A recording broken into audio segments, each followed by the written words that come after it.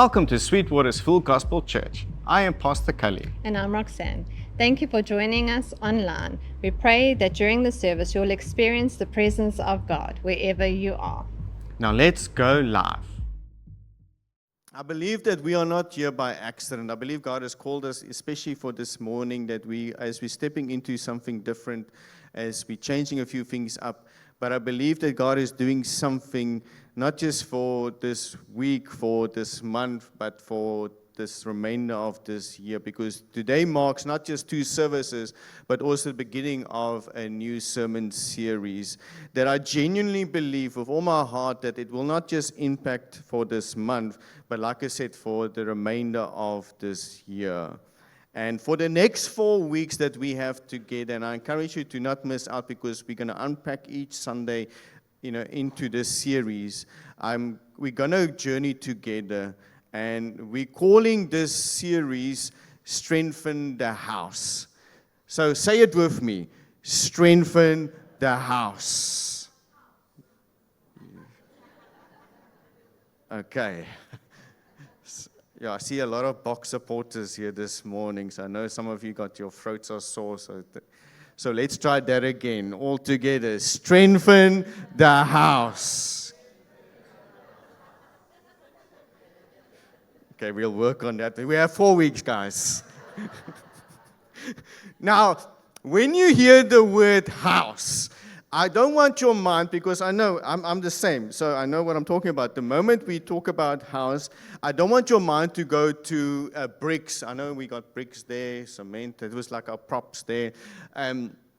But I don't want your mind to go to bricks and cement, roofing sheets, flooring, floor plans. I don't want your mind to go there, because throughout Scripture, whenever God talks about a house, He's often talking about something much deeper. Sometimes He's talking about His church. Sometimes He's talking about your family. Sometimes He's talking about your heart. And sometimes He's talking even about, when you talk about the house, He's talking about your faith. And I would even dare to say that sometimes when God speaks about the house, He's also talking about your future. And the truth is, and I want to say this, that every single one of us, as we came through these doors this morning, we were carrying a house. Some houses look strong on the outside. Some houses carry hidden cracks. Some houses are still under construction. Some have rooms in their house that they have been locked for many years. Some have areas we beautifully decorated while quietly avoiding the places that need repair. But here's the good news, and I want you to know this. I'm going to start off right there with the good news. There's no bad news, in case you're wondering. But the good news is God is not intimidated by the house that needs the work. He specializes, and maybe this is a revelation for some of us, but here's the thing. Our God specializes in restoration. That's why our vision as Sweetwaters, if you don't know this, our vision as a church is the 3R vision, which is reach, and then the last R is release. But did you know what is the middle R? It is restore. Because that's what we believe in as a church, that we believe in a God that doesn't just reach the people, He doesn't just release the people in the gifting, but He also restores the people. Because a lot of people have come in, like I said this morning, they might have come in and they look all fancy, decorated in their best, church Sunday clothes, but they have got some hidden cracks, some things that maybe nobody else knows about. You're carrying some heavy burdens. Some things that still need some work. But here's the thing, and we often think that, I need to fix myself before I can come to the presence of the Lord. But here's the crazy idea that I want to just change that up quickly. That mindset of the understanding that you don't have to fix yourself before you come to the presence of God. God is not intimidated by your situation right now. He is not intimidated by your struggle, your burden. Everything that feels that you have to hide yourself away. Because here's the thing. God specializes in restoration. He doesn't walk away from broken things. He rebuilds them. Can somebody say amen? And so for the next 4 weeks, I want us to really imagine that every Sunday, and I want you to go with me on this journey as we carry this whole idea of the series of strengthening the house. I want you to understand that every Sunday we're going to unpack different rooms in the house. Because we're going to go to different rooms in the house. If we talk about strengthening the house, it means that we're going to have to go to different rooms. It means we have to go to those rooms that sometimes we hide away. You know the one when the guests arrive, that we close the door? We're going to even go into that room. Because ultimately, when God wants to go into your house, when He wants to strengthen, He doesn't want to just fix one room. He wants to fix the whole house. He wants to restore the whole house. And so today we're not starting with the living room. We're not walking into the kitchen. We are not painting walls. We are not choosing furniture. Because every good builder knows this. You don't start with what everybody can see. You start with everything else depends on. And today we're starting beneath the surface. We're starting with the foundation. Because ultimately, the idea and understanding is that as much as we might have fancy furniture and the walls might be great, the problem is the foundation is the crux of everything. My granddad, he was actually my name also, because he was always called in Afrikaans. He was Groot Kali and I was Klein Kali. True story. And so my granddad was actually a specialized builder. And I still remember, running around when my granddad used to build properties. And he would always start with the foundation. Dig trenches almost. If you ever seen how they make a foundation, it almost looked like trenches that they dug up. And then they poured the cement to actually put the foundation right. And one thing he always taught me is about when it comes to buildings, if your foundation is not right, it doesn't matter how much you actually put emphasis onto the actual building and the roof. The foundation will always determine how strong the house will be. And so, have you ever watched, let me just ask this question. Have you ever watched, I like reality shows, but you ever watched some of those, shows where they renovate a house? Now, I like to watch some of those families because I come from a plumbing background. And so I watch, and I know my granddad was a builder, so I always watch it because they have these, fancy houses, and then they get these specialized guys in to decorate their houses, and they do all these fancy things in the house. They're like, no, I've got a house, but I don't like the living room. Can you redo the living room? We need more space.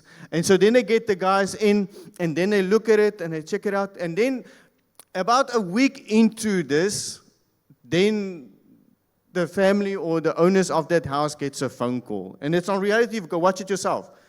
And then they're like, we need to talk. Because we did an inspection down at the basement, and we found that your foundation has got a few cracks. So we need to actually chat about it because we didn't include this into the budget. Because here's the thing. All of a sudden, the budget doubles. The timeline changes. The excitement of having this whole new house, disappears. Because they discovered that underneath the beauty, there are cracks nobody could see. Can I tell somebody something? A beautiful house with a broken foundation is still a dangerous house. A beautiful house with a broken foundation is still a dangerous house. Paint can hide cracks, but paint can never fix them. New furniture can make room feel alive, but it cannot stop the house from shifting. Doesn't matter if you put a flat screen TV in. All the money go, yes, that will fix the foundation. Doesn't matter how much furniture you put in, how expensive the furniture is. Your house, if the foundation is not laid properly, your house will still shift. Here's the key here for us spiritually. We strengthen our image, but we neglect our integrity. We strengthen our appearance, but we neglect our character. We strengthen our calendars, but we neglect our communion with God. But the truth is, what's underneath always determines what remains standing. That's why God is far more interested in your foundation than your facade. Are you with me? He is far more interested in your foundation than your facade. Tell your neighbor, you can't Photoshop a foundation. Because some of us, we Photoshop, we edit out all the nice things, the things that we don't like, we edit it out and we put all the highlight reels of our life. And so you cannot Photoshop a foundation. You cannot, if you haven't put it right, you cannot Photoshop it in. You're going to have to put it right in the first place. That brings us to the book of Nehemiah. When Nehemiah arrives to Jerusalem, the city still belonged to God. But it no longer reflected the glory of God. The walls were broken down. The gates had been burned. The people were discouraged. The city had lost its sense of security and purpose. But here's the crazy thing. It was still God's city. Jerusalem was still God's city. But yet it wasn't functioning like God's city. And I wonder how many believers are living exactly like that today. You still belong to God. You still worship Him. You still love Him. But somewhere along the journey, disappointment knocked down a wall. Failure created a crack. Offense burnt a gate. Fear weakened the structure.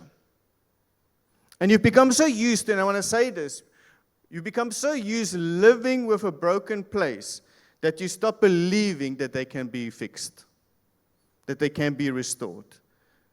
Because that's exactly how the people in Jerusalem felt like. They became so accustomed, so used to the broken down walls, the burnt down gates, that they didn't even perceive for themselves that God can actually restore it. But I come with some good news this morning. Our God is still in the rebuilding business. God is still in the rebuilding business. Nehemiah 2:17-18 says, Then I said to them, You see the trouble we are in. Jerusalem lies in ruins, and its gates have been burnt with fire. Come, let us rebuild the wall of Jerusalem, and we will no longer be in disgrace. I also told them about the gracious hand of my God on me and what the king had said to me. They replied, Let us start rebuilding. So they began this good work. Did you notice something in that passage? Nehemiah didn't begin by pretending that everything was right. He didn't pretend that everything was hunky-dory. He didn't Photoshop the problem away. He started by talking about the fact that he acknowledges the ruins. He acknowledges that there is trouble. He acknowledges that this is not what's supposed to be like. That Jerusalem is in trouble if we leave it like this. It means that the gates are burnt, the city's walls are down. He acknowledges all of these things. He acknowledges the ruins and he calls the people to help rebuild it. Because here's the key here, and I want you to understand this. God cannot strengthen what we are unwilling to surrender. God cannot strengthen what we are unwilling to surrender into His hands. Sometimes we ask God, God help me in my marriage. God help me with my finances. God help me with a job. God help me with this.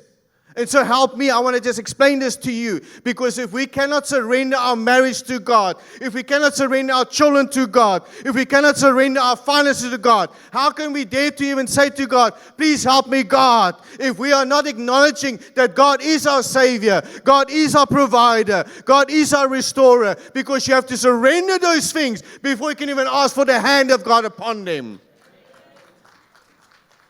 Because sometimes we want all those things from God, but we don't want God to interfere in those things. Ooh. Come now. Because we're asking for increase, but we say, God, you just stay there. I just need you to bless that. I don't want you to discipline that. Because often we treat God like He's just the provider. Because sometimes when we pray, we're only praying for a providing God. But we never pray for God who is the God of all things. The God who also disciplines. The God also who helps and supports and encourages. Because guess what? Love sometimes discipline. And all parents right now knows what I'm talking about. Because if you love your children, you will discipline your children. You will not leave them in their own dismay. You will not leave them to just figure it out for themselves. If you love your children, you will make sure that yes, if they go left, you're going to tell them, I actually need you to come this way. Because that way is not right. Because sometimes our children own, and I'm not going to knock on children, please don't get us wrong. Sometimes they just want the providing parents. They don't want the disciplining parents. You know, there's a lot of amens right now. And some of the children going, Here's the thing. We cannot ask God to help us with things, for breakthroughs, for open doors, if we don't want to surrender to the things of what the Lord needs to actually do in our lives.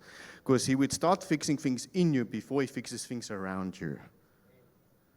That's the whole idea of the foundations. Nehemiah looks at this city, a city that everyone had learned to live with. He sees the city. He sees the trouble. He sees the brokenness.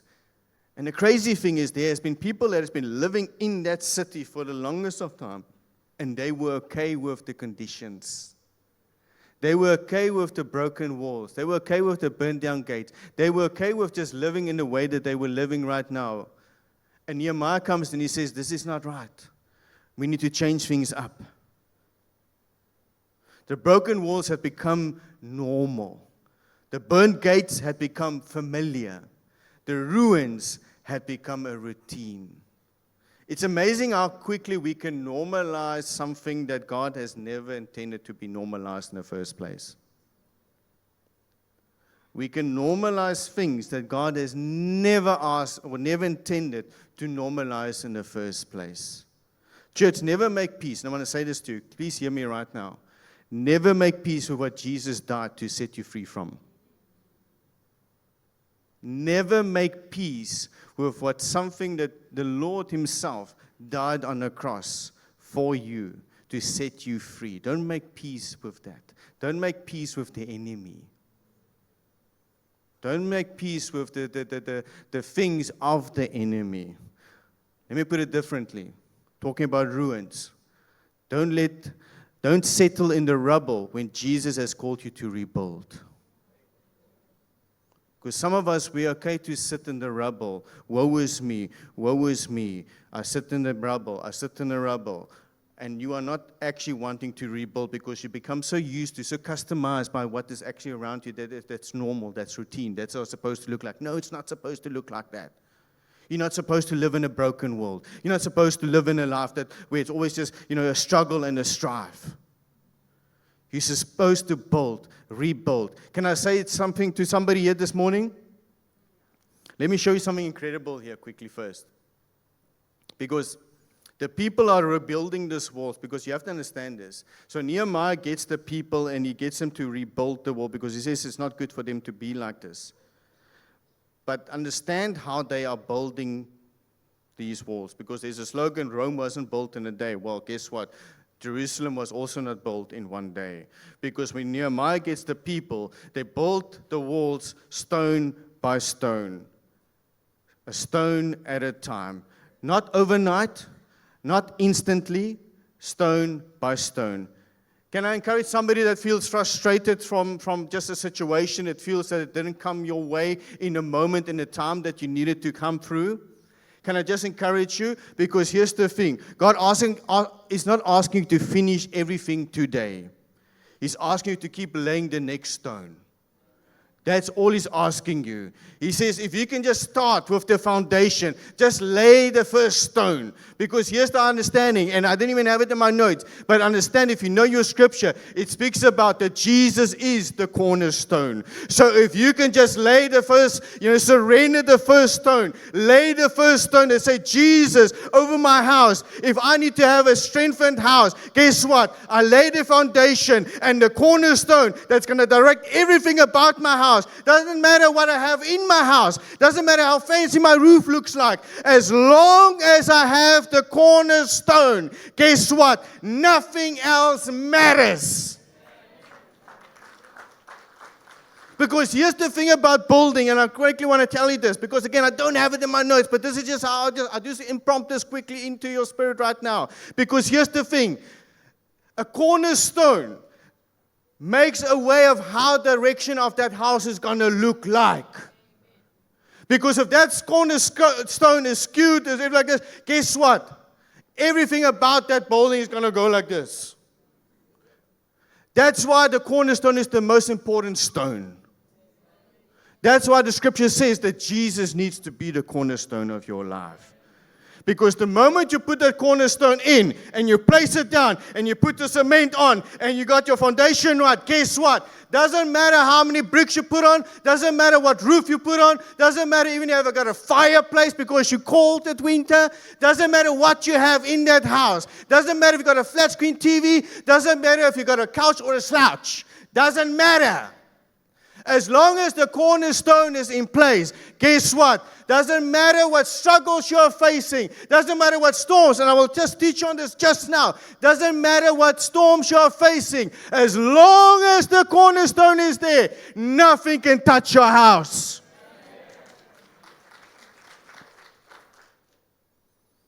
But we have to understand that we have to make it work by putting the stone first. Stone by stone. God is not asking you to finish overnight. He's just asking you to lay the first stone.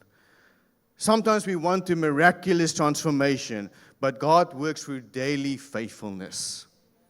One prayer. Okay, go with me. One stone, one prayer. One stone, one act of obedience. One stone, one conversation. One stone, one scripture reading. One stone, one decision. One stone, one surrender. Day after day. Stone after stone. Until one day, and I want to just speak this over somebody's life, one day you will look back. If you do this, when you start just doing this, by laying this one stone, the next stone, the next stone, the next stone, one day you will look back and realize, I'm not who I used to be. I'm not who I used to be. Turn to somebody and tell them, just keep laying the next stone. Because we can so easily give up prematurely because we find it so hard. Yeah, but Lord, I want my miracle now. And God's like, I'm not interested in just supplying your need now. I want just to stir within you the faithfulness to trust me through the hardest seasons of your life. So guess what? I'm going to just ask you just to lay the first stone. Tomorrow you wake up, but Lord, I need my miracle. That's great. I just need you to lay the next stone. But Lord, I need an open door. Just lay the next stone. Just lay the next stone. And God is not trying to just get you frustrated. He's trying to build in you perseverance. Because like I said, when you start building the next stone and the next stone and the next stone, guess what? In the time of Nehemiah, when they start building, they looked at this as an impossible situation. They had even enemies around them that was laughing at them to say, how can these people rebuild the walls? They didn't even know that they can rebuild. And guess what? They started to put the next stone and the next stone. And before they knew it, all of a sudden, the walls started coming up. Because they said to themselves, if I can just get up and just put the next stone, if I can just put the next stone, then all things will work together for my good. Matthew 7:24-27, and we're going to go into this scripture just quickly. Talking about the storms of our lives. Therefore, everyone who hears these words of mine and puts them into practice is like a wise man. Somebody say, wise man. Who built his house on the rock. The rain came down, the streams rose, and the winds blew and beat against that house. Yet it did not fall, because it had its foundations on the rock. But everyone who hears these words of mine and do not put them into practice is like a foolish man. If Pastor Bert was here, he would say a stupid man. Hashtag just saying. Who built his house on sand. The rain came down, the streams rose, and the winds blew and beat against that house, and it fell, and with a great crash. See, here's the key that we have to understand as Christians, because sometimes we don't get this. Jesus never promised there wouldn't be any storms in our life. He never said, if you follow me, the rain won't fall. He never said, if you obey me, the wind won't blow. He never said, if you build on me, you will never experience pain. The worship team can start making their way to the stage. Now, all that we have to understand here is, if you read that passage, read it again, because it will tell you the storm came to both houses. The rain fell on both houses. The wind beat against both houses. The flood rose against both houses. The difference was never the storms. Can I tell you what was the difference in this story? The difference was never the storm, because we understand if we read that word, it means that the storm came to both houses. Can I tell you what was the difference between the houses? It was where did they lay their foundation. So it means that your foundation is important when you want to strengthen your house. Because storms will come. Rain will come, wind will come, but where do you lay your foundation on? On the rock of your life or on sand? That is just a simple sand castle. Then when the first wave comes, it just crumble and fall. Jesus makes it very clear that the only house that remained standing is the one who invested when nobody else was looking. Can I tell you something that was really impressed on my heart this week? The strength of your life is not determined by what people applaud publicly, but what you build privately. Because sometimes we want the applause of everybody publicly, but it's more importantly what you build privately. People see your smile, God sees your surrender. People see your success and people go, did you see that? Look at, they got 2 cars. People look at your success and they grumble. Can I tell you? God sees your secret place.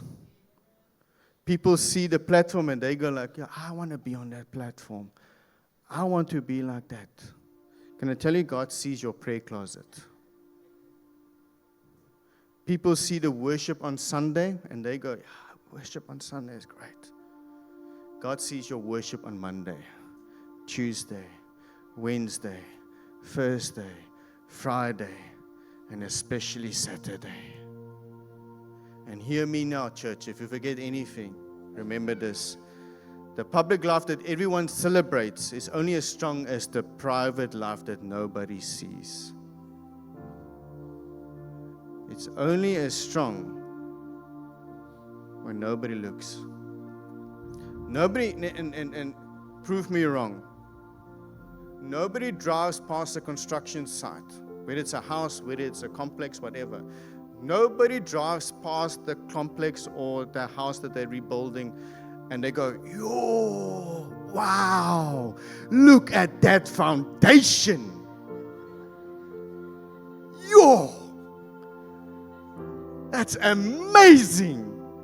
Nobody go and they're like, selfie time, me, hashtag me and foundation. Nobody posts foundations on social media. Nobody gets a group together and go like, yes, let's have a party with foundation. Nobody applauds foundations. Nobody compliments the reinforcement steel of the foundation. But, and sorry for the pun, here's the irony. The part nobody notices is carrying everything that everybody notices. Let me just say that slowly. The part nobody notices is carrying everything everybody notices. And isn't that how the kingdom works? Prayer doesn't always get the applause. People don't go, yo, that person's prayer, let's just give a round of applause for that incredible prayer. Yo, that person just had the power of prayer. Come on, let's applaud that prayer. Nobody applauds prayer. Integrity is not always rewarded immediately. When you walk in integrity, nobody immediately goes, yo, look at that person. They're walking with integrity. Yo, come on, somebody. You don't always get that. Faithfulness sometimes gets unnoticed. When you are faithful coming to church services, when you are faithful in surrendering everything to the Lord, when you are faithful to doing what God has called you to do, it sometimes goes unnoticed. Obedience, let me just say this in case you missed this. Obedience is never glamorous. Obedience is never glamorous. When you obey God, sometimes people will actually look at you and say, how dof is that person doing that? And you're like, but the Lord told me. You're like, what? Because sometimes it's not glamorous. Sometimes it's more hard work to just obey what God has called you to do. It's not glamorous. Consistency isn't flashy. Being consistent in what God has called you to do, being consistent in what God is asking you to do, it's not flashy. But can I tell you something? These things, whether they're unnoticed, whether they're not flashy, whether they're not glamorous, whether they not get the applause, these things are what is carrying your marriage. Your integrity, your consistency, your faithfulness in your marriage. That's what's carrying your marriage. These things are carrying your children, your faithfulness, your obedience to God's word, your obedience to say, I will stand when God tells me to stand. I will kneel when God says surrender. Because consistency is what God has called me to raise up my children in the ways of God. These things, and let me just say this now, that you understand that the destiny that is locked into your future, these things are important into your next future, into your next destiny. Because yes, it might not be glamorous, it might not be flashy to obey God, to hear God, to stand when God's asking you to stand. People might look at you saying you're foolish, but guess what? It is opening the doors to your next destiny, to your next calling, to your next future. So you're going to have to stand, you're going to have to build, you're going to have to rise, you're going to have to trust God in the days when it feels the darkest, to say, God, I don't trust in man, I don't trust in anything. I'm laying my foundation, I'm setting up the cornerstone, knowing that my God has my future in His hands.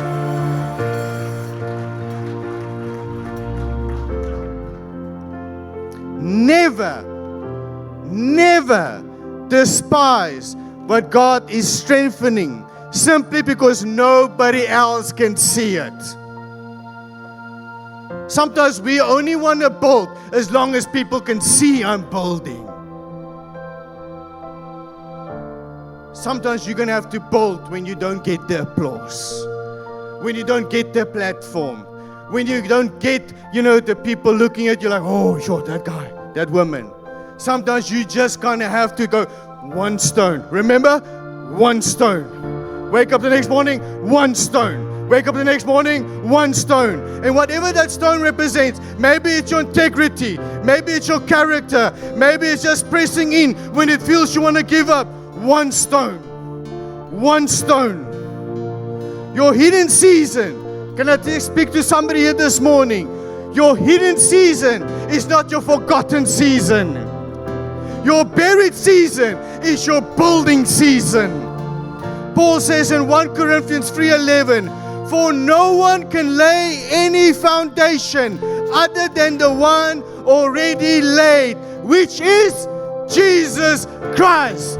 You cannot lay anything else. Understand, there is only one foundation that you need to lay, and that is Jesus. Not good intentions, not religion, not tradition, not morality, not success, and dare even say not performance. Your foundation is Jesus. It will always be Jesus. It will never be anything else but Jesus. Jesus is the foundation. Jesus is the one that holds it all together. But here's what amazes me. Just catch this as we get ready to go to the Lord's table this morning. The foundation of our faith. Understand that scripture says that Jesus is our foundation. The foundation of our faith was willing to be broken so that our lives can be rebuilt. The foundation of our faith was willing to be broken so that you and me can be restored. The one who never sinned allowed his body to be broken. The one who never failed carried our failures. The one who deserved a crown took on the cross. So here's the understanding. Communion is not simply about remembering what Jesus did. It's about remembering who Jesus is. He is still the foundation. He will never leave not to be the foundation. He will always be the foundation of your life, the foundation of your house, the foundation of your family, the foundation of your marriage, the foundation of your children, the foundation of your future. He will always be the foundation. He will remain being the foundation as long as we surrender to Him. So this morning I want you to close your eyes. Because many people, like we said in the beginning, they might have walked in here with their houses. They might have looked glamorous and fancy on the outside. But there's some hidden cracks, some rooms that needs repair. Maybe some things have happened in your life and you feel also like Jerusalem walls. The gates have been burnt down. The walls don't look like they used to look. But you've become so accustomed to the brokenness that you feel that is your identity. That is who God has called you to be. And let me just say, that's a lie from the enemy. God doesn't want you to live broken. He wants you to live victorious. And so this morning, I want to give the opportunity to give your life to Jesus. To trust God for He is the cornerstone. He is the foundation. And remember what I said, you have to surrender. You have to lay that down first. Then all things will be added to this. And so this morning, I'm not going to call you to the front. I just need you to lift your hands. If you want to surrender to Jesus this morning, if you want to recommit your life to Jesus, to make Him the foundation of your life, the foundation of your house, I'm going to count to 3, and you're going to lift your hands, and we're going to pray together before we go into the Lord's table. 3, you trusting God for an incredible move, for He is your foundation. He is your portion. He will never leave you. He will never forsake you. 2, there is nobody else that's going to restore you like Jesus restores. There might be money in this world. There might be fancy things in this world, but they are only temporary. What is eternal is Jesus. 1, He is your only Lord and Savior. He will never leave you. He will never forsake you. And whatever cracks, whatever shifting has been happening in your house right now, in this moment, by that most important decision that you will ever make in your life, He is entering into your house, into your home, and He is restoring, He is rebuilding, He is renewing. In the mighty name of Jesus, lift your hands if you want to give your life to Jesus this morning. There's many people in this house giving their lives to Jesus. There's many people surrendering to God. Can I get an applause this morning for those who are making that change, for making that decision? So I want you to repeat after me.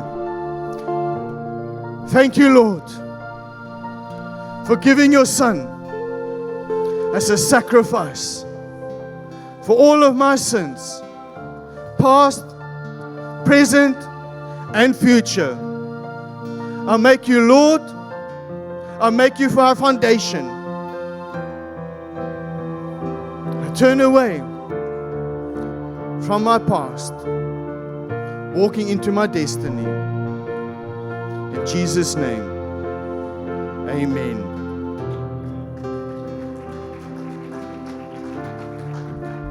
I want you to get your emblems ready. I want you to hold the wafer in your hand and repeat after me. Thank you, Father, for the gift of your Son. By the stripes that fell on His back, my body is healed from the crown of my head to the very soles of my feet. Every cell, every organ, every function of my body is healed, restored, and renewed.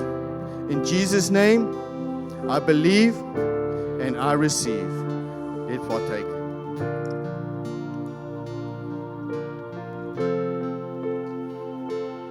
Hold the next emblem, which is the juice in your hand, and repeat after me. Lord Jesus, thank you for your precious blood. Your sin-free, disease-free, poverty-free life is in your blood. And your shed blood has removed every sin from my life. Through your blood, I am forgiven of all my sins, past, present, and future, and made completely righteous. Today I celebrate and partake of the inheritance, which is preservation, healing, wholeness, and provision. Thank you, Lord Jesus, for loving me. Let us partake.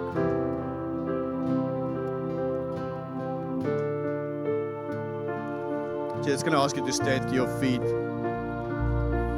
As we step into this new series, don't miss what God is doing. Today we stood at the foundation. Next Sunday we're going to walk into another room of the house, the living room. So I want you to prepare for the living room next Sunday. Don't come alone. Invite somebody to come for you to the first service. Bring someone with you. Make the seats fill up with you and your friends and your neighbors and your street. Whoever needs to know what the living room looks like in the house of God, invite them. Heavenly Father and Almighty God, and can we come before you? We lift the name of Jesus as our foundation. We give you all glory and honor. You are holy. You are precious. And oh, may the Lord bless you and keep you. May the Lord make His face shine upon you and be gracious to you. May the Lord turn His face towards you and give you peace. May your house be strengthened, your faith established, and your life become a testimony that when Christ is your foundation, no storm can destroy what God has built. Amen and amen.